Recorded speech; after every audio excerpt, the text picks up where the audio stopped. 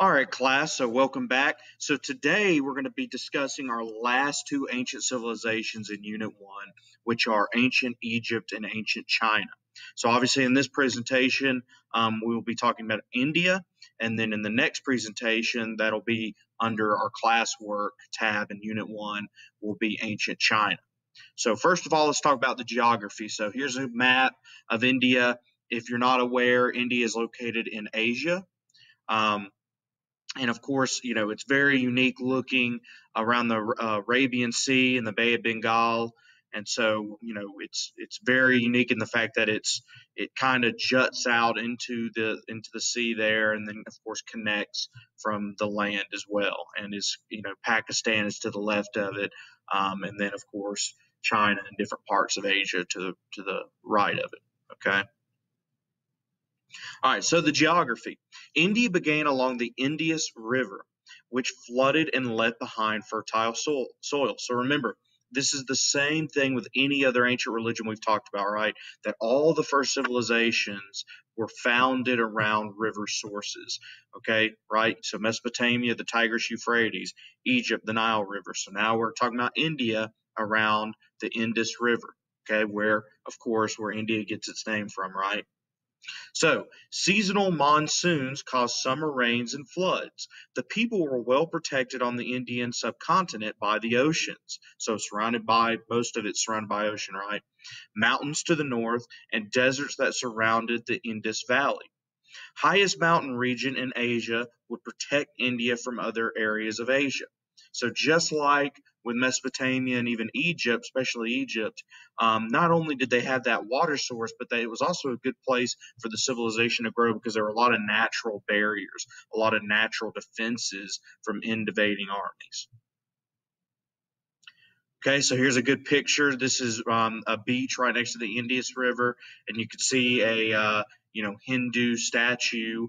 Most likely, this is of one of the gods in Hindu religion, and you can see where it's just kind of grown over from the monsoons that happen in India, where the beach is kind of taken over the statue there. So here, once again, the flooding that occurs, the ritual flooding that happens every year, the monsoons that happen every year. So, origins of India. So where did this nation's, this civilization, when did the nation of India finally come to be? So in 1922, archaeologists uncovered a lost civilization in the Indus River. Though there were no written records, two well-planned ancient cities, Mohenjo Daro and Harappa, are evidence of an organized government. The decline of this civilization was most likely due to invasion. So just like with Mesopotamia and other areas, there were peoples living in that region prior to history and prehistory, which remember means before written record. Okay, so yes, there were people living in those times. We don't have a lot of record or a lot of information about that, but we do believe that they were pretty well planned cities that were already formed before the written record. All right, so you have what is called the Aryans, the Aryan people. So the Aryans were Indo-European nomads. So they came from Europe, okay, and they were nomadic, meaning that they move around from one place to the other. They don't settle down. They are hunting for food sources, right? So they were invaders who came from the steppes to the north and settled along the Indus and the Ganges. Okay, so they probably most likely started out in Eastern Europe, then they moved to the steppes, which is, Mongolia, China, and then from there they moved down to India. Okay, so their Vedas, prayer collections, provided a glimpse into their way of life and early Indian religion. So they had, a polytheistic, which remember what that means. That means they believed in a lot of different gods. And so they brought those belief systems with prayer collections into India, which kind of started the basis of religion in India and started, what would become, the early ancient Indian civilization, okay, and society. So, Aryan society, it was rigid social classes created by caste systems. So, due to this Aryan belief system, that's how the caste system comes about in India. So, we've kind of already talked about this in our ancient religions part of this unit, but there are four main castes, right? The Brahmins, who are the top, the priests, the Krishyas, who are the warriors, the Vaishyas, which are the herders, farmers, and traders, and then the Sudras, which are non-Aryan workers. They're usually your peasants, right at the very bottom. So you have this class system, and of course, according to their religion, of course, once you get into the Hinduism and that cycle rebirth, if you're if you're a peasant, there's a reason why you're a peasant, because you probably didn't have good karma in the previous life, right? So there was no, a peasant didn't move up to a herder, and a herder didn't move up to a warrior, and a warrior didn't move up to a priest. That's not how it worked. Okay, you're basically stuck in your caste system. All right. So over time, hundreds of subcastes were added. Castes determined one's occupation, marriage, and where one could live, etc. So it was basically determined everything about your life, and you were stuck in that. So, of course, this develops into the more formal, quote unquote, religion, because remember, we talked about that. It's not really a religion, of Hinduism. So, it grew out of various beliefs of different peoples in India. Brahman is the idea of a spiritual force that all the universe is a part of.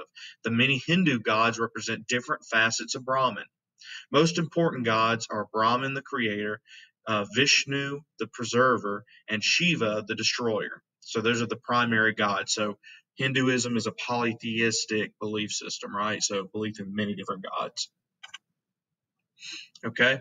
So then the creation of Buddhism comes along, and it highly influences India. So Suhatra Gautama was a Hindu noble who became actually aware of suffering in the world. Upon meditation, Suhartha concluded that suffering is caused by our desires. So us wanting things, wanting more money, or wanting material, earthly things, that those desires cause us to suffer in life. The only way to overcome suffering is to get rid of these desires. He became what is known as Buddha. Okay, so start off as Gautama, and then later, once he has this, what you would call a nirvana, he reaches nirvana, which we'll talk about in a second.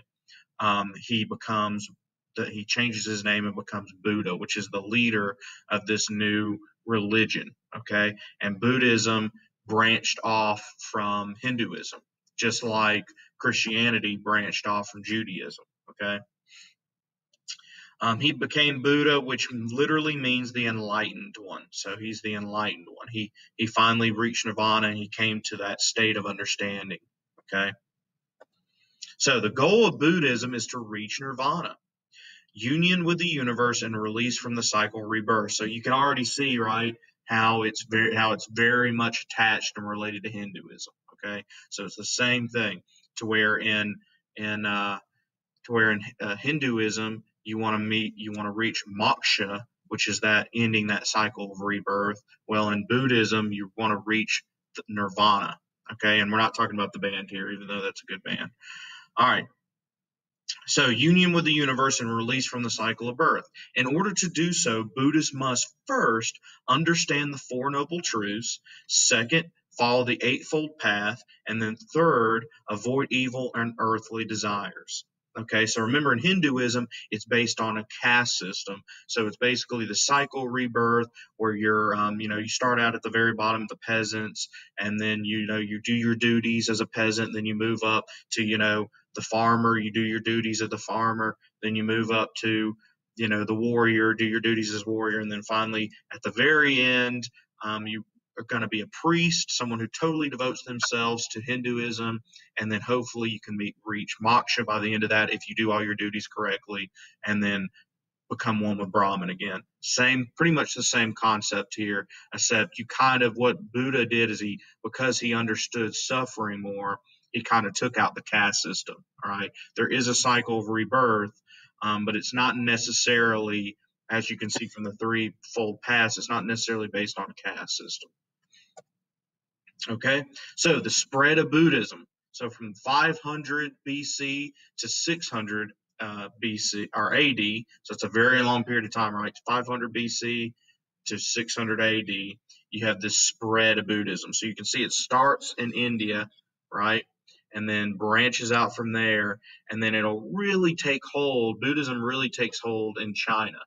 Okay, so India, Hinduism is still primarily the main religion in India, but Buddhism will really take a stronghold in China. But you'll see that it even goes all the way to Japan. All right. So, lasting contributions of Aryan society. Advanced cities. Indus cities were laid out in a grid system with high walls and citadel of major buildings. Advanced plumbing. Most houses and toilets and private bathrooms connected to underground sewer systems. So this is pretty advanced considering that, in European society, you would not have modern plumbing until the ancient Romans. So the Romans were the ones who in Egypt invented, more modernized plumbing, to where in a lot of the Aryan cities, you kind of get this, if you're very wealthy, that is, you're going to have some form of plumbing. However, if you go to India today, you'll find that it's very lacking in plumbing, in modern plumbing today. All right. So India's first empires. So first you have the Mauryan Empire, and you'll have to excuse me, I might be pronouncing these wrong. Established by Sharathagupta Maurya, in 321 BC, centered around the lower Ganges River, gained control of the land through conquering kings and unifying the land. Chan's assistant, Catulla, wrote the ruler's handbook that had tough policies that include spying on the people and assassinations. Okay, so you have this first empire occur, and empires always are started the same way, basically, and that's through war.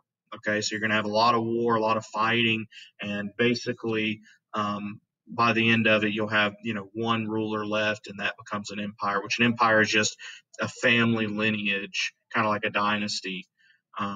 From as long as those people keep living, the dynasty keeps going, right? So India under Asoka.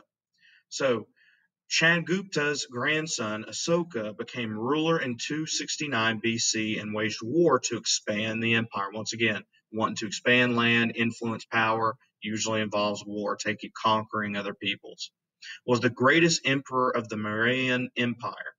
He became Buddhist and urged people to practice religious tolerance. He built roads and improved communications.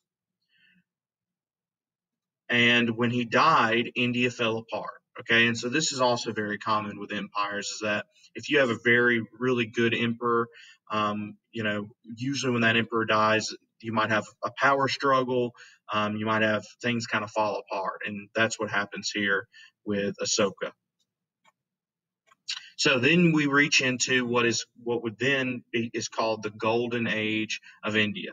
So India was reunified 500 years later under Chandragupta. It started the Gupta Empire. During this time, Hindu culture flourished, known as the Golden Age of early Indian civilization. So it's during this time that we get into the more nation state and modern state of India. Okay. So that is it for that. Like I said, for India and China, we're really just barely touching on it because it's such a long history. Thousands of years. Obviously, India and China are still around today, right? So very long history. So we're just barely touching on it. And then, of course, in my next lesson video that I'll post with this video, along with the notes that you guys need to make sure you keep up with, we'll be talking about ancient China. So stay tuned for that.